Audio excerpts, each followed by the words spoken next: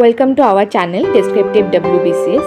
আমরা 2022 BCS এর previous year questions আলোচনা করা শুরু করেছি এবং তার রিগার্ডিং ইতিহাসের যে প্রিভিয়াস ইয়ার কোশ্চেন্সগুলো ছিল 2022 সেগুলো কমপ্লিট হয়ে গেছে। তোমরা চ্যানেলে গিয়ে দেখতে পারো, এমনকি সেগুলোর লিঙ্ক ডেসক্রিপশানেও দেওয়া থাকবে। আজকে আমরা জিওগ্রাফি আর এনভায়রনমেন্ট থেকে যে সমস্ত প্রশ্নগুলো এসেছিলো সেগুলো ডিসকাস করব। তো প্রথম প্রশ্নটা যেটা ছিল রিগার্ডিং অ্যাকোয়াটিক ফার্ন নিয়েছিল। তো অপশানগুলোর মধ্যে যেটা অ্যান্সার হবে সেই অ্যান্সারটা হচ্ছে স্যালভিনিয়া। আর বাদ বাকি যে অপশানগুলো ছিল সেগুলো কোনোটাই অ্যাকোয়াটিক ফার্ন নয়, অর্থাৎ জলজ ফার্ন নয়, প্রত্যেকটাই স্থলে জন্মায়, টেরিস্টোরিয়াল। তো প্রথম এখান থেকে আমাদের কি জানতে হবে, ফার্ন কাকে বলে। ফার্ন হচ্ছে সেই সমস্ত উদ্ভিদ গোষ্ঠীকে আমরা বলি যাদের দেহ মূল কাণ্ড পাতায় বিভক্ত, যাদের শিকড় আছে, কাণ্ড আছে, পাতা রয়েছে, কিন্তু তাদের ফুল হয় না, বা ফুলের পরিবর্তে যাদের স্পোর্স থাকে, পাতার নিচে যদি এটা পাতা হয় তার নিচে এরকম ছোটো ছোটো স্পোর থাকে, যার মাধ্যমে তারা কি করে বংশবৃদ্ধি করে থাকে। তো এর মধ্যে যে ফার্ন, তার মধ্যে একমাত্র অপশানে যেটা অ্যাকোয়াটিক ফার্ন ছিল সেটা হচ্ছে স্যালভিনিয়া। ছবিতে তোমরা দেখতে পাচ্ছ জলজ ফার্ন সাধারণত জলের উপর ভেসে থাকে। নিয়ে যেটা ছিল সেটা তো ফার্ন ঠিকই, অ্যাকোয়াটিক ফার্ন, কিন্তু এটা ইনভেসিভ অলসো, ইনভেসিভ স্পিসিস, যেগুলোকে আমরা ইনভেসিভ স্পিসিস মানে সেই সমস্ত প্রজাতির প্রাণী বা উদ্ভিদ যারা অন্য বাইরে থেকে এসেছে অন্য একটা বাস্তুতন্ত্রে এবং খুব দ্রুত বংশ বিস্তার করে। এর ফলে সেই বাস্তুতন্ত্রে যারা প্রকৃত উদ্ভিদ বা প্রাণী, তাদের থাকার জায়গা কমে যায়, তাদের বাসস্থান কমে যায়, তাদের খাদ্যের অভাব হয় এবং সেই সমস্ত প্রাণীগুলো বিলুপ্ত হতে থাকে। তার পরিবর্তে এই ইনভেসিভ প্রাণী যেগুলো বাইরে থেকে বাস্তুতন্ত্রে ঢুকেছে তাদের বংশ বিস্তার করে এবং চারদিকে ছড়িয়ে যায়। সব থেকে বেস্ট আর ইজিয়েস্ট এক্সাম্পল হচ্ছে কচুরিপানা। যে কচুরিপানা সাউথ আমেরিকা থেকে ভারতে আসে এবং এরা ইনভেসিভ স্পিসিস হওয়ায় যে কোনো যদি পুকুর, জলজ জায়গা আমরা দেখি সেখানে প্রচুর পরিমাণে দ্রুত হারে বংশ বিস্তার করে। তাই পুকুরের বাস্তুতন্ত্রে আর যে সমস্ত গাছ বা প্রাণী আছে তাদের জায়গা অভাব হয়, তাদের খাবারের অভাব ঘটে এবং তারা বিলুপ্ত হতে থাকে, কিন্তু তার পরিবর্তে কচুরিপানার সংখ্যা বৃদ্ধি পায়। তাদেরকে আমরা ইনভেসিভ স্পিসিস বলি।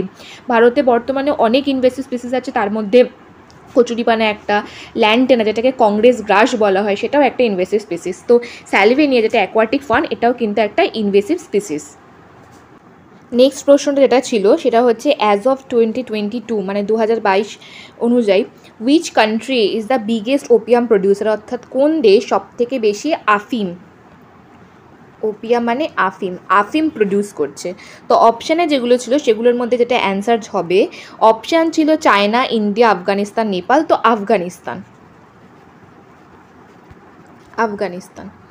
তো এখানে আমি যে ম্যাপটা দেখতে পাচ্ছি সেই ম্যাপে আমরা দুটো জিনিস দেখতে পাচ্ছি, একটা হচ্ছে গোল্ডেন ক্রিসেন্ট এই পোর্শনটা, আর একটা হচ্ছে গোল্ডেন ট্রাইঅ্যাঙ্গেল এই পোর্শনটা। গোল্ডেন ক্রিসেন্টের মধ্যে কোন কোন দেশ আসছে, ইরান, আফগানিস্তান, পাকিস্তান, আর গোল্ডেন ট্রাইঅ্যাঙ্গেলের মধ্যে আসছে মায়ানমার, লাওস আর থাইল্যান্ড। এই যে এরিয়াটা, এই গোল্ডেন ট্রাইঅ্যাঙ্গেল আর ক্রিসেন্ট, এই দুটো এরিয়া যে সমস্ত আমাদের ড্রাগস রয়েছে সেই ড্রাগসগুলো ট্রাফিকিংয়ের জন্য খুব বিখ্যাত। যেমন আফগানিস্তান যদি আমি দেখি, সেখানে আফিম, ওপিয়াম এবং এর রিলেটেড যে সমস্ত ড্রাগসগুলো হয়, যেমন হিরোইন হতে পারে, এছাড়াও মেথামাইন হতে পারে। তো এই যে জায়গাগুলো রয়েছে না, সেগুলো হচ্ছে মেজর ড্রাগ প্রডিউসার বলতে পারি। এবার এখান থেকে যখন আমাদের ডেসক্রিপটিভ যদি প্রশ্ন আসে, যেখানে যদি ভারতের drug trafficking, drug related problem, কীভাবে এটা সোশ্যাল সিকিউরিটির জন্য একটা থ্রেট, সেক্ষেত্রে কী করতে পারি, আমাদের যদি ভ্যালু অ্যাডিশনের দরকার হয় তখন কিন্তু আমরা এই ম্যাপটা এঁকে দেখাতে পারবো যে কীভাবে ইন্ডিয়া যে মাঝখানে স্যান্ডউইচ হয়ে গেছে golden crescent and golden triangle, আর যার ফলে ইন্ডিয়া কিন্তু ড্রাগ ট্রাফিকিংয়ের জন্য খুব বেশি ভালনারেবল হয়ে যায়। সাধারণত যে আফগানিস্তান থেকে গোল্ডেন ক্রিসেন্ট থেকে যে ট্রাফিক হয় সেগুলো পাঞ্জাব হয়ে ভারতে প্রবেশ করে চারদিকে ছড়িয়ে পড়ে। তো পাঞ্জাব হচ্ছে সবথেকে বড় নেটওয়ার্ক হিসেবে কাজ করে, আর এই জন্যই দেখি আমরা যে পাঞ্জাবের ড্রাগ রিলেটেড প্রবলেম খুব বেশি। উল্টা পাঞ্জাব মুভিতে এটাই দেখানো হয়েছিল। এবার এখানে দেখতে পাচ্ছি তাই প্রবলেমটা হয়েছে যে এটা 2022-এর প্রশ্ন। 2022-এর আগে কী হয়, আফগানিস্তানে তালিবান টেক ওভার হয়। তো সেই সময় একটা ডাটা অনুযায়ী দেখা যায় যে 2020-তে যা আফিম প্রডিউসিং এরিয়া ছিল আফগানিস্তানে 30% বৃদ্ধি পায় তালিবান আসার জন্য। তো এটা একটা প্রবলেম, মেজর থ্রেট ড্রাগ ট্রাফিকিংয়ের জন্য, ড্রাগস রিলেটেড প্রবলেমের জন্য। কারণ এরিয়া বৃদ্ধি পাচ্ছে মানে কি, ড্রাগ প্রডিউস বৃদ্ধি হচ্ছে, এর ফলে কি হবে, ড্রাগগুলো চারদিকে ছড়িয়ে পড়লে ইন্ডিয়ার সবথেকে বেশি প্রবলেম, কারণ আফগানিস্তান ইন্ডিয়ার এক্সটেন্ডেড নেইবার বা প্রতিবেশী দেশের মধ্যেই পড়ে। আর একটা হচ্ছে যেটা আমরা দেখতে পাচ্ছি, গোল্ডেন ট্রায়াঙ্গেল, মায়ানমার, লাওস আর থাইল্যান্ড, সেটা আমাদের ভারতে প্রবেশ করে নর্থ ইস্ট এরিয়া থেকে। তাই নর্থ ইস্ট এরিয়াটা কি হচ্ছে, north east area main land থেকে না অনেকটাই বেশি আইসোলেটেড। তারপর এখানে পাহাড়ি অঞ্চল, খুবই প্রতিকূল জিওগ্রাফি, এখানে পাহাড় রয়েছে, ঘন জঙ্গল রয়েছে। তো ইজিলি ড্রাগ ট্রাফিকার্সরা কিন্তু, আর পোরাস বর্ডার, মায়ানমার আর ভারতের মধ্যে বর্ডারটা পোরাস, ভালো মতো ফেন্সিং নেই। তো যা ড্রাগ ট্রাফিকার খুব সহজেই ভারতে নর্থ ইস্ট দিয়ে প্রবেশ করে ভারতে ছড়িয়ে পড়তে পারে। তাই আমি দেখতে পাচ্ছি এই জায়গাটা ভীষণ ভালনারেবল, আর তার ফলে ভারতে বাইরে থেকে প্রচুর পরিমাণে ড্রাগ আসে। আর রিসেন্টলি যে মায়ানমার দেখছি, মায়ানমারের যে মিলিটারি টেক ওভার হয়ে যায় খুব পর, তো এক্ষেত্রে মায়ানমারও কী হয়, সেইভাবে কোনো স্টেবল সরকার নেই। তো সেখানেও যারা ড্রাগ ট্রাফিকার ছিল অনেক বেশি অ্যাক্টিভ হয়ে গেছে, এবং ইন্ডিয়া দুটো দিক থেকেই, ওয়েস্টে তালিবান রিজিম আসার পর থেকে এবং মায়ানমারের সরকারের পতনের পর, আর্মি রুলের পর, কিন্তু এই যে ড্রাগ ট্রাফিকিংয়ের জন্য অনেক বেশি ভালনারেবল হয়ে যায়। তো এগুলো হচ্ছে আমরা মেন্সে অ্যাড করতে পারি ভ্যালু অ্যাডিশনের জন্য, ফটো দিয়ে golden crescent, golden triangle draw করে। নেক্সট যে প্রশ্নটা ছিল যে West Bengal industrial development corporation কবে প্রতিষ্ঠিত হয়, অ্যান্সারটা হবে 1967। অপশান ছিল 1967, 1981, 1977, 1983। তো 1967 এটা ফ্যাকচুয়াল প্রশ্ন, মনে রাখলেই মনে থাকবে। ফাইটোপথেরা পালমিভোরা ইজ হোয়াট, মানে কি, biopesticide, bio insecticide, micro herbicide না ফার্স্ট বায়ো হার্বিসাইড?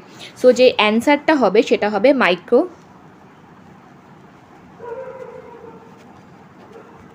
হার্বিসাইড। তাহলে হার্বিসাইড মানে কি, আগাছানাশক।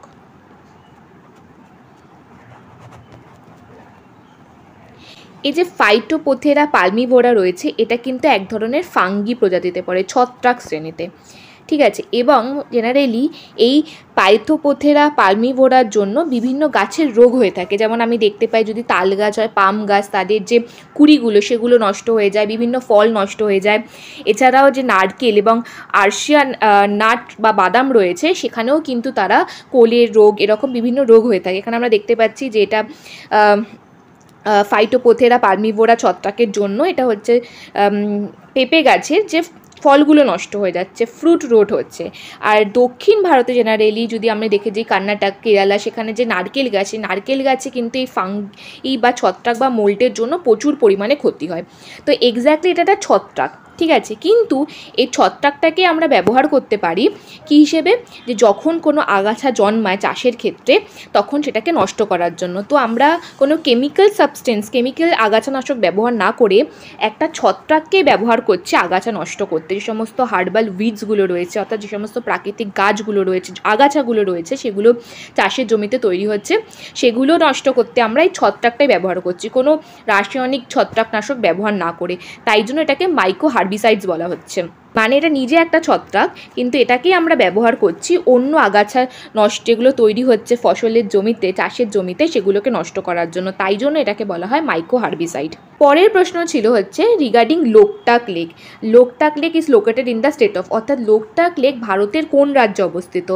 অপশান আমার যেগুলো ছিল তার মধ্যে যেটা অ্যান্সার হবে সেটা হচ্ছে মণিপুর। অপশান যেগুলো ছিল সেগুলো কর্ণাটকা, অরুণাচল প্রদেশ, মণিপুর অ্যান্ড বিহার। তাহলে অ্যান্সার আমার মণিপুর।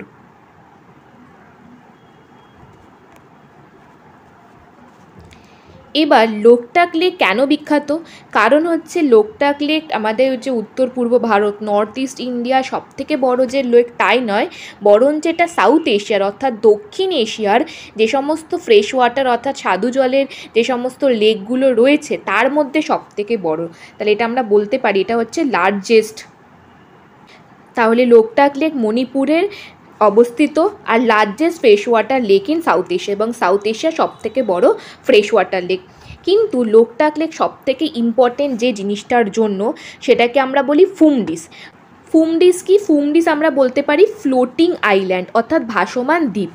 ছবিতে আমরা দেখতে পাচ্ছি এই যে লেকের মাঝখানে যে সবুজ সবুজ দ্বীপগুলো বা দেখতে পাচ্ছি স্থলভূমিগুলো, তার মাঝখানে মানুষজন ঘরবাড়িও বানিয়েছে, এগুলোই হচ্ছে ফ্লোটিং আইল্যান্ড বা ভাসমান দ্বীপ। তাহলে এটা তৈরি হয় কি করে? বিভিন্ন মাটি, গাছপালা এবং জৈব পদার্থ, যেগুলো অর্গ্যানিক ম্যাটার আছে, সেগুলো শক্ত হয়ে সলিডিফাই হয়ে এরকম দ্বীপ আকারে পরিণত করে। আর এর নিচে যে সমস্ত প্রাণী রয়েছে, উদ্ভিদ গোষ্ঠী রয়েছে, তাদের শিকড়ের সাহায্যে এগুলো শক্তভাবে জলের উপর আটকে থাকে। তাই এটা হচ্ছে ফুমডিস। আর এই ফুমডিসের জন্য এই ইউনিক ফিচার, এই ফুমডিসের মধ্যে সবথেকে বড় যেটা ফুমডিস রয়েছে আকারে, সেটা হচ্ছে একটা ন্যাশনাল পার্ক। সেই ন্যাশনাল পার্ক বা জাতীয় উদ্যানটার নাম হচ্ছে কেবুল লেমজাও ন্যাশনাল পার্ক। এটা কিন্তু ইউনেস্কোর ওয়ার্ল্ড হেরিটেজ সাইটও। এবার কেবুল লেমজাও ন্যাশনাল পার্ক বিখ্যাত আরও দুটো জিনিসের জন্য। প্রথম, এটা বিখ্যাত হচ্ছে একটা বিশেষ ধরনের হরিণের প্রজাতির জন্য, যেটাকে আমরা বলি সাংগাই ডিয়ার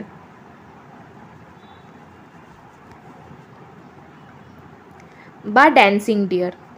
এটা কেবুল লেমজাও ন্যাশনাল পার্ক মণিপুরেই পাওয়া যায়। আর এই সাংগাই ডিয়ার বা ড্যান্সিং ডিয়ার এটা কিন্তু ক্রিটিক্যালি এন্ডেঞ্জার্ড। মানে আমি যদি এর IUCN স্ট্যাটাসটা দেখি, তাহলে এটা হচ্ছে ক্রিটিক্যালি এন্ডেঞ্জার্ড।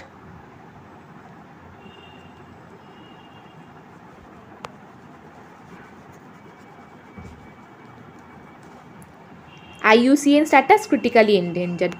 আর আরেকটা কারণে যেটা লোকটাক লেক বিখ্যাত, সেটা হচ্ছে এটা একটা রামসার সাইট। রামসার সাইট কি? যে সমস্ত ইম্পর্টেন্ট জলাভূমিগুলো রয়েছে সেগুলোকে আমরা রামসার সাইটের মধ্যে রাখি, অর্থাৎ যেগুলো একটা ইন্টারন্যাশনাল বা ন্যাশনাল ইম্পর্টেন্স রয়েছে। তাই লোকটাক লেক রামসার সাইট, কিন্তু রামসার সাইটের মধ্যেও এটা মন্ট্রেক্স প্রোটোকলের মধ্যে আসে। মন্ট্রেক্স প্রোটোকল কি? যে রামসার সাইট, যে সমস্ত রামসার সাইট খুব ইম্পর্টেন্ট, কিন্তু যাদের যে কোয়ালিটি, যে ওয়াটার কোয়ালিটি, জলের যে কোয়ালিটি, সেটা ধীরে ধীরে নষ্ট হয়ে যাচ্ছে, বা তাদের যে থ্রেট, জলাভূমিগুলো হচ্ছে মানে থ্রেট রয়েছে কোনো ধরনের, যেমন ধরতে পারি যে ডিফরেস্টেশন হচ্ছে, সেই জলাভূমি যে সমস্ত আগাছা রয়েছে, সোয়াম্প রয়েছে, সেগুলো নষ্ট হয়ে যাচ্ছে, পলিউশন হচ্ছে, জলদূষণ হচ্ছে, জলের যে কোয়ালিটি সেগুলো নষ্ট হয়ে যাচ্ছে। তাই অর্থাৎ যে সমস্ত রামসার সাইটগুলো খুবই ইম্পর্টেন্ট জলাভূমিগুলো, কিন্তু যাদের বর্তমানে যে সমস্ত মানে বিভিন্ন কারণের জন্য তাদের অবস্থা, সেগুলোর অবস্থা কিন্তু খুবই খারাপ জায়গায় রয়েছে, সেগুলোকে প্রোটেকশন বা অত্যাধিক নজরের দরকার হয়, সেগুলোকে আমরা মন্ট্রেক্স প্রোটোকলের মধ্যে রাখি। তাই লোকটাক লেক এরকম একটা লেক, যেটা দিন দিন ওয়াটারের কোয়ালিটির ডিগ্রেডেশন হচ্ছে, পলিউশন, দূষণ, তারপর কচুরিপানা, বাঁধ নির্মাণ প্রভৃতি কারণের জন্য কিন্তু এটা আজকে সমস্যার সম্মুখীন। তাই লোকটাক লেক হচ্ছে মন্ট্রেক্স প্রোটোকলের মধ্যে আছে। লোকটাক লেক ছাড়াও রাজস্থানের ক্যালেডিও ন্যাশনাল পার্ক মন্ট্রেক্স লেক প্রোটোকলের মধ্যে আছে। আগে চিল্কা লেক ছিল, কিন্তু চিল্কা লেককে বর্তমানে সেখান থেকে বের করে দেওয়া হয়েছে। তো মন্ট্রেক্স প্রোটোকলের মধ্যে ভারতের যে দুটো রামসার সাইট, অর্থাৎ রামসার সাইট শুধুমাত্র সেই সমস্ত সাইটগুলোকে কভার করে যেগুলো জলাভূমি এবং গুরুত্বপূর্ণ, যার একটা ইন্টারন্যাশনাল ন্যাশনাল ইম্পর্টেন্স রয়েছে, সেগুলোকে 1993-তে এই যে কেবুল লেমজাও ন্যাশনাল পার্কের যে লোকটাক লেক বলতে পারি, 1993-তে লোকটাক লেককে কিন্তু মন্ট্রেক্স প্রোটোকলের মধ্যে আনা হয়, কারণ এটার জলাভূমির যে কোয়ালিটি, ওয়াটার কোয়ালিটি ডিগ্রেড করছে এবং অনেক সমস্যার সম্মুখীন হচ্ছে।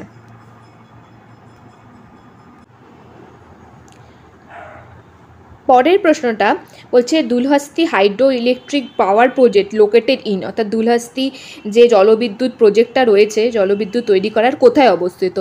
আমাদের যে অপশানগুলো ছিল উত্তরাখণ্ড, জম্মু কাশ্মীর, হিমাচল প্রদেশ অ্যান্ড সিকিম, তাহলে এটা জম্মু অ্যান্ড কাশ্মীরে অবস্থিত। এবং জম্মু কাশ্মীরের মধ্যে কোথায় অবস্থিত? চেনাব নদীর উপর। চেনাব হচ্ছে সিন্ধু নদীর একটা উপনদী, ট্রিবিউটারি বলতে পারি। তো যদি আমি ম্যাপে দেখি,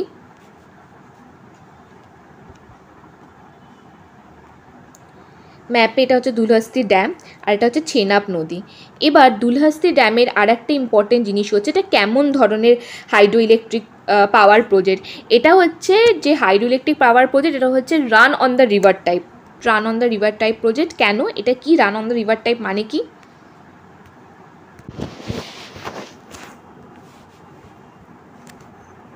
তো run on the river power project মানে সেই সমস্ত প্রজেক্ট যেখানে আমরা কি করব, নদীর উপর না কোনো বড় বাঁধ তৈরি করব না। এমন হবে না যে কোনো বড় বাঁধ তৈরি করে আমরা সেই জলটাকে আটকে রেখে বা জলের প্রবাহের গতিমুখ বদলে দিয়ে তার থেকে বিদ্যুৎ উৎপাদন করব, এমন কিছুই না। যেখানে নদী যেভাবে বয়ে যাচ্ছিল তার যে ন্যাচারাল যে জলধারা বা ফ্লো সেটা সেরকমই থাকবে, শুধু সেখান থেকে আমরা জলবিদ্যুৎ উৎপাদন করব। কোনো বাঁধ তৈরি না করে জলকে আটকে বা জলের প্রবাহকে অন্য মুখে ঘুরিয়ে দিয়ে না। তাই জন্য বলছি run on the river project, অর্থাৎ নদী যেমন বয়ে যাচ্ছে তেমন করেই বয়ে যাবে, তার থেকেই আমরা টারবাইন ঘুরিয়ে বিদ্যুৎ উৎপাদন করব প্রাকৃতিক প্রবাহ নদী বজায় রেখে। এবার আমরা যদি দেখি যে চেনাব হচ্ছে সিন্ধু নদীর একটা টেরিটরি। তা আমরা জানি 1960-তে ইন্ডাস ট্রিটি সাইন হয়েছিল।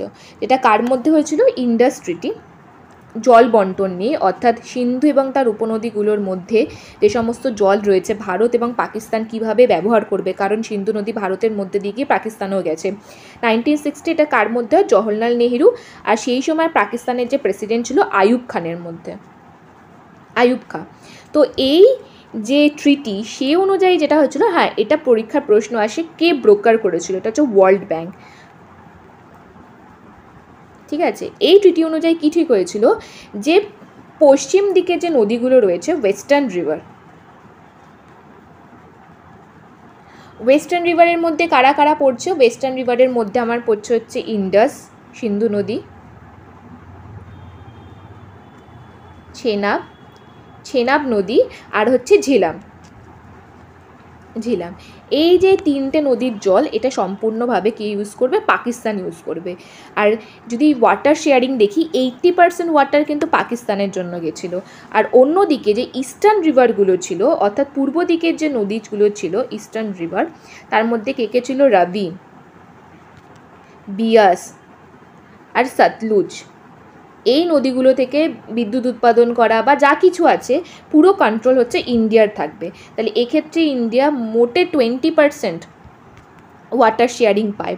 কিন্তু একটা জিনিস ঠিক হয়েছিল, বলা হয়েছিল যদিও ইন্ডাস, ঝিলাম আর চেনাব এই নদীগুলোতে প্রাইমারি অ্যাক্সেস পাকিস্তানের থাকবে, কিন্তু ইন্ডিয়া খুব কম পরিমাণে এগুলোর নিজের যে ডোমেস্টিক এবং নন কনজিউমেটিভ ইউজেসের জন্য ব্যবহার করতে পারে, যেমন হাইড্রো পাওয়ার জেনারেশন, যেমন জলবিদ্যুৎ তৈরি করতে। এবার তাই জন্য ইন্ডিয়া তো যদি আমি দেখি চেনাব ওয়েস্টার্ন নদীর মধ্যে পড়ছে, যেগুলো পাকিস্তানের সম্পূর্ণ কন্ট্রোলে, সেখানে তার বড় বড় ড্যাম তৈরি করতে পারবে না। তাহলে ড্যাম তৈরি করলে জল আটকে যাচ্ছে, পাকিস্তানে জল যাবে না, এটা ইন্ডাস ট্রিটির উল্লঙ্ঘন করা হবে। তাই এখানে ইন্ডিয়া কী করে? Run on the water project, অর্থাৎ যেমন নদী বয়ে যাচ্ছে বয়ে যাক, কিন্তু তার প্রাকৃতিক প্রবাহকে বজায় রেখে সেখান থেকে আমি জলবিদ্যুৎ তৈরি করবো। তাই আমি এখানে তোমাদের বিহাইন্ড দ্য রিজন বোঝালাম যে কেন চেনাব রিভারে run on the river project তৈরি করা হচ্ছে এবং যেখান থেকে ইন্ডিয়া হাইড্রো ইলেকট্রিসিটি বা জলবিদ্যুৎ তৈরি করতে পারছে। দ্য পিটি সয়েলস, ঠিক আছে, বলছে peat soils in Kerala is known as, অর্থাৎ পিটি সয়েল যেগুলো আছে সেগুলো কেরালাতে কী নামে পরিচিত? তো এটা কেরালাতে যে নামে পরিচিত, অপশান যেগুলো ছিল আমার রে, কারি, কাল্লার আর থুর। তাহলে অ্যান্সার হবে আমার কারি। কেরালাতে কারি নামে পরিচিত। এবার আমি যদি এখানে ম্যাপ দেখি, যেখানে আমার মেজর সয়েলের ম্যাপ রয়েছে, তাহলে এই যে কালারটা যেটা দেখতে পাচ্ছি আমি, এই মাস্টার্ড কালারটা, সেই কালারটাই আমাদের পিটি অ্যান্ড মার্সি সয়েলকে বোঝাচ্ছে। মার্সি, এই যে এই জায়গাটা, মার্সি সয়েল মানে কি? মার্সল্যান্ড, অর্থাৎ যেখানে জলাভূমি রয়েছে, গাছপালা আগাছা একসাথে জমে আছে, সেই জায়গাটাকে বলা হয়। তাহলে পিটি অ্যান্ড মার্সি সয়েল আমরা শুধুমাত্র কোন জায়গায় দেখতে পাচ্ছি? যেখানে ওয়াটার লগ, জল জমে রয়েছে যে সমস্ত জায়গায়, সেই সমস্ত ওয়াটার লগ পরিবেশে, যেখানে কি হচ্ছে? বিভিন্ন ধরনের জৈব পদার্থগুলো ডিকম্পোজিশন হচ্ছে, ভেঙে যাচ্ছে, এবং এর ফলে যে ধরনের মাটি তৈরি হচ্ছে সেগুলো হচ্ছে পিটি সয়েল। তাহলে প্রথম হচ্ছে কোথায় দেখতে পাই? ছবিতে তো আমি দেখলাম যে এই যে এরিয়াটা রয়েছে এটা কি হচ্ছে? কেরালার দেখাচ্ছে কোস্টাল এরিয়া, অর্থাৎ সমুদ্র উপকূলবর্তী অঞ্চলে, কেরালা, কর্ণাটক এদের কোস্টাল এরিয়া, তামিলনাড়ু, উড়িষ্যা এদের কোস্টাল এরিয়া তো দেখতে পাওয়া যায়। সুন্দরবন, কারণ আমরা জানি যে সুন্দরবন, এটা হচ্ছে সুন্দরবনের যে ম্যানগ্রোভ আছে সেটাও একটা মার্সিল্যান্ড জলাভূমি, জল জমে রয়েছে, সেখানে বিভিন্ন গাছপালা প্রাণীদের দেহাবশেষ ডিকম্পোজ হওয়ার পর, ভেঙে যাওয়ার পর অর্গানিক ম্যাটার থেকে পিটি সয়েল তৈরি হচ্ছে। তাহলে আমরা সুন্দরবনেও দেখতে পাই, এই অঞ্চলেও দেখতে পাই, উড়িষ্যার কোস্টে দেখতে পাই, এবং তামিলনাড়ুর যে কোস্ট রয়েছে, তামিলনাড়ুর উপকূলবর্তী অঞ্চলেও আমরা পিটি সয়েল দেখতে পাই। এছাড়া বিহারের নর্থ বিহার এবং আলমোড়া ডিস্ট্রিক্ট, উত্তরাখণ্ডের আলমোড়া ডিস্ট্রিক্টেও দেখতে পাওয়া যায়। তাহলে পিটি সয়েলের আমি যদি একবার লিখি যে কোথায় কোথায় দেখতে পাওয়া যায়, তাহলে কোস্টাল, মেজরলি এটা কোস্টাল এরিয়া অর্থাৎ সমুদ্র উপকূলবর্তী অঞ্চলে দেখতে পাওয়া যায়। কোথাকার কোস্টাল এরিয়া? তামিলনাড়ু, কেরালাতে এটা কারি নামে পরিচিত, ওড়িশা, সুন্দরবন, বিহার, পার্টিকুলারলি নর্থ বিহার, আর একটা হচ্ছে আলমোড়া ডিস্ট্রিক্ট অফ উত্তরাখণ্ড। এবার পিটি সয়েলের কোয়ালিটি কেমন, অর্থাৎ পিটি সয়েলের কী কী গুণ রয়েছে, কেন এটা বিশেষ, সেটা জানাটা খুবই ইম্পর্ট্যান্ট।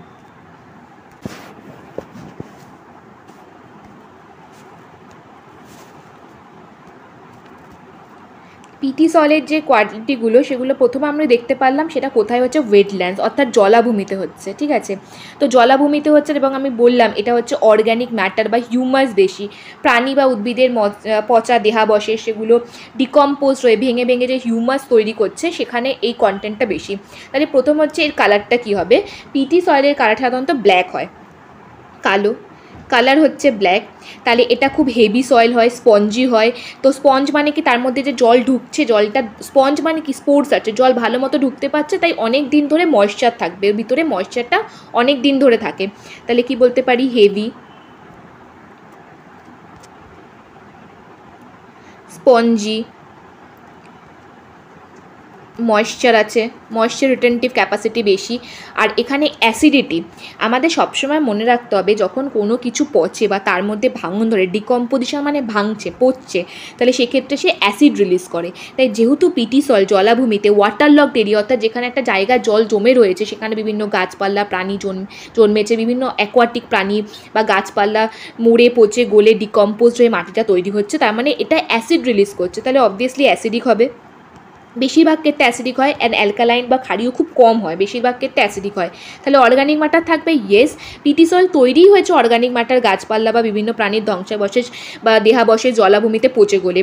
তাই এখানে আমি কি বলবো? অর্গানিক ম্যাটার বা হিউমাস আছে, আর যেখানে যেখানে অর্গানিক ম্যাটার বা হিউমাস থাকবে সেগুলোই কিন্তু অ্যাসিডিক হবে ইন নেচারে। আর নিউট্রিয়েন্টস যেটা খুব ইম্পর্টেন্ট, প্রত্যেকটা মাটির ক্ষেত্রে কোনটা কি নিউট্রিয়েন্টস আছে এটা জানা দরকার। এটা কিন্তু নাইট্রোজেন অধিক পরিমাণে থাকে, ঠিক আছে। নাইট্রোজেন অধিক পরিমাণে থাকছে কেন? যে বিভিন্ন প্রাণী বা উদ্ভিদে যেখানে দেহাবশেষে ভাঙন হচ্ছে, সেখানে সে নাইট্রোজেন বেশি পরিমাণে থাকবে। আর কিন্তু এখানে যেটা কম থাকে ফসফরাস আর পটাশিয়াম। তাহলে রিচ ইন নাইট্রোজেন, আর বলতে পারি আর ল্যাক ইন ফসফরাস,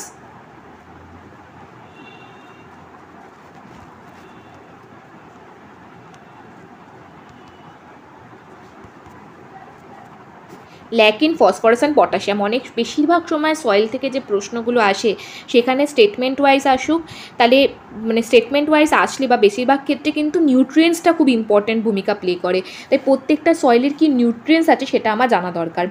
এবার যে আর একটা ইম্পর্টেন্ট জিনিস, যে পিটি সয়েল কেন ইম্পর্টেন্ট আমাদের জন্য, কারণ এটা ওয়েটল্যান্ড অ্যাগ্রিকালচারের জন্য খুব ফেমাস, ওয়েটল্যান্ড অ্যাগ্রিকালচার আর অ্যাকোয়াকালচারের জন্য। ওয়েটল্যান্ড অ্যাগ্রিকালচার মানে কি? যেখানে আমি স্থলভূমিতে যে সমস্ত জায়গায় চাষ না করে, যেগুলো ওয়েটল্যান্ড জলাভূমিতেই চাষ করছে, সাধারণত কি জলাভূমিগুলো পড়ে থাকে, যে আশেপাশে কোনো জায়গায় ওয়াটার লক পড়ে আছে, বড় বড় ঘাস বেরিয়ে গেছে, সেখান থেকে অনেক সেই সমস্ত জায়গা আমরা চাষবাস করি না, কিন্তু সেগুলোই আমরা চাষবাস করি, যদি সেটাকে বলে ওয়েটল্যান্ড অ্যাগ্রিকালচার। যেমন আমি দেখলাম যে কেরালায় পিটি সয়েলকে কারি বলা হয়, কারণ কেরালার যে ব্র্যাকিশ ওয়াটার আছে, অর্থাৎ যেটাকে আমরা কেরালায় যে আরব সাগরের জলগুলো যে ঢুকে ঢুকে ওয়েটল্যান্ডগুলো তৈরি করেছে, জলাভূমিগুলো তৈরি করেছে ব্র্যাকিশ ওয়াটার, সেখানেও কিন্তু জলাভূমিতে চাষবাস হয়। সাধারণত যে সমস্ত ক্রপ বা ফসলগুলো ওয়াটার ইনটেন্সিভ, প্রচুর পরিমাণে জল থাকে, যেমন আমরা ধান বলতে পারি, সেই সমস্ত যে ক্রপ বা শস্যগুলো, সেগুলোকে আমরা ওয়েটল্যান্ড অ্যাগ্রিকালচারের মধ্যে আনি, অর্থাৎ জলাভূমিতে আমরা সেখানে চাষ করতে পারি, ওয়েটল্যান্ড অ্যাগ্রিকালচার। এছাড়াও কী হয়, আমরা দেখি সেই সমস্ত জলাভূমিতে যে জল আছে, এখানে ধান চাষ হচ্ছে, প্লাস এইখানে বিভিন্ন অ্যাকোয়াকালচার, চিংড়ি মাছ চাষ হচ্ছে, বিভিন্ন ধরনের মাছ চাষ হচ্ছে। তো এই সমস্ত ওয়েটল্যান্ড অর্থাৎ পিটি সয়েল যেখানে যেখানে আছে ওয়েটল্যান্ড, সেগুলো হচ্ছে ওয়েটল্যান্ড অ্যাগ্রিকালচারের জন্য ভালো, এবং তার সঙ্গে সঙ্গে এই ওয়েটল্যান্ডসগুলোকে কিন্তু আমরা অ্যাকোয়াকালচারের জন্য ব্যবহার করতে পারি। তাহলে এখান থেকে পিটি সয়েলের ইম্পর্টেন্টটা এটাই, যে ওয়েটল্যান্ড ফার্মিং বা অ্যাকোয়াকালচার, যেখানে জনসংখ্যা বাড়ার জন্য খাদ্যের চাহিদা বাড়ছে, আর ফুড সিকিউরিটির জন্য আমাদের বেশি পরিমাণে খাদ্য উৎপাদন করতে হবে, সেক্ষেত্রে সেই সমস্ত এরিয়া বা জায়গাগুলো আগে আমরা ব্যবহার করতাম না, সেগুলোকেও চাষ বা উৎপাদনের দায়রার মধ্যে আনতে হবে। তো ওয়েটল্যান্ড সেগুলো জায়গা যেগুলো আগে আমরা চাষের জন্য ব্যবহার করতাম না, সেগুলোকে কিন্তু আমরা এখন চাষের জন্য ব্যবহার করছি, পার্টিকুলারলি সেই সমস্ত শস্যের জন্য যেখানে প্রচুর পরিমাণে জল দরকার, যেমন হচ্ছে ধান। তখন ওয়েটল্যান্ড অ্যাগ্রিকালচার হবে। আর এখানে আমি দেখলাম যে ওয়েটল্যান্ড অ্যাগ্রিকালচার, ওয়েটল্যান্ডে হচ্ছে মানে সেখানে পিটি সয়েল থাকবে, হাই নাইট্রোজেন রয়েছে, ভালো ওয়াটার ক্যাপাসিটি রয়েছে, ওয়াটার রিটেনশন ক্যাপাসিটি, তাই জন্য চাষবাসও ভালো হবে। কেরালায় এই যে পিটি সয়েলসগুলো আছে সেখানে সাধারণত ধান উৎপাদনের জন্য ব্যবহার করা হয়ে থাকে। আর এখান থেকে আমি নতুন একটা জিনিস জানতে পারলাম, ওয়েটল্যান্ড এগ্রিকালচার, যেটা আমরা ফুড সিকিউরিটিতে ইউজ করতে পারবো, আমরা সাস্টেনেবল অ্যাগ্রিকালচারের ক্ষেত্রে ইউজ করতে পারবো, নতুন নতুন যে পদ্ধতি আছে চাষবাস করার জন্য সেখানে ইউজ করতে পারবো। এখানে আমরা মিক্সড ফার্মিংয়ের একটা যদি মানে আমাকে এক্সাম্পল দিতে হয়, সেখানে আমরা ইউজ করতে পারবো। মিক্সড ফার্মিং মানে কি, যেখানে চাষবাস আর পশুপালন একসাথে করা হয়। যেমন দেখতে পাচ্ছি ওয়েটল্যান্ড অ্যাগ্রিকালচারে ধান চাষ করা, তার সঙ্গে তার মধ্যে যে জল জমে আছে সেই জল জমিতে চিংড়ি মাছেরও চাষ করা হয়ে থাকে। তো এটা হচ্ছে পিটি সয়েল নিয়ে। আর এখান থেকে আমরা ডেসক্রিপটিভ যদি আমাদের কোশ্চেন আসে পরবর্তীকালে ওয়েটল্যান্ড ফার্মিং বা নিয়ে, তখন সেক্ষেত্রে কিন্তু আমাদের একটা কনসেপচুয়াল ক্ল্যারিটি হলো যে ওয়েটল্যান্ড ফার্মিং কি আর কীভাবে পিটি সয়েল হেল্প করছে।